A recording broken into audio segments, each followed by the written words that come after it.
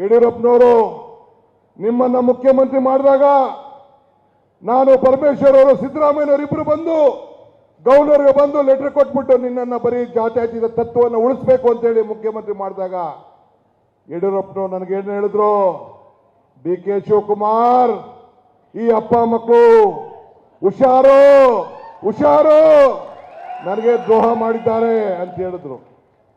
ಅವ್ರನ್ನ ಜೈಲು ಕಳಿಸ್ಬಿಟ್ಟೆ ನೀನು. ಯಾವುದೋ ಕೇಸ್ ಹಾಕ್ಸ್ಬಿಟ್ಟು ಗವರ್ನರ್ ಕೈಲಿ ಹಾಕ್ಸ್ಬಿಟ್ಟು ಜೈಲು ಕಳಿಸ್ಬಿಟ್ಟೆ. ಈಗ ಏನ್ ತಪ್ಪಾಡ್ತಾ ಇದ್ದಾರೆ.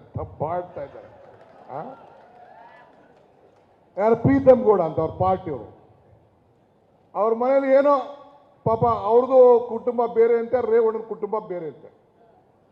ಅವ್ರದ್ದೆಲ್ಲ ಫ್ಯಾಮಿಲಿ ಭಾಗ ಆಗ್ಬಿಟ್ಟಿದ್ದಂತೆ, ಡಿವೈಡ್ ಆಗ್ಬಿಟ್ಟಿದ್ದಂತೆ. ಡಿ ಕೆ ಶಿವಕುಮಾರ್ ಪೆನ್ ಡ್ರೈವ್ನ ಹಂಚ್ಬಿಟ್ಟಿದ್ದಂತೆ. ಏನ್ರಿ, I am a straight fighter, I am a street fighter,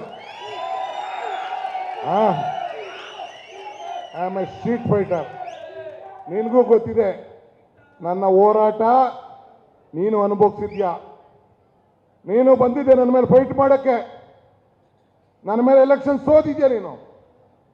ಭಗವಂತ ಅವಕಾಶ ಕೊಡಲಿ, ನೋಡೋಣ, ಟೈಮ್ ಬರಲಿ, ತಿರ್ಗಾ ಇನ್ನೊಂದ್ಸತಿ ಯುದ್ಧ ಮಾಡೋಣ. Don't worry.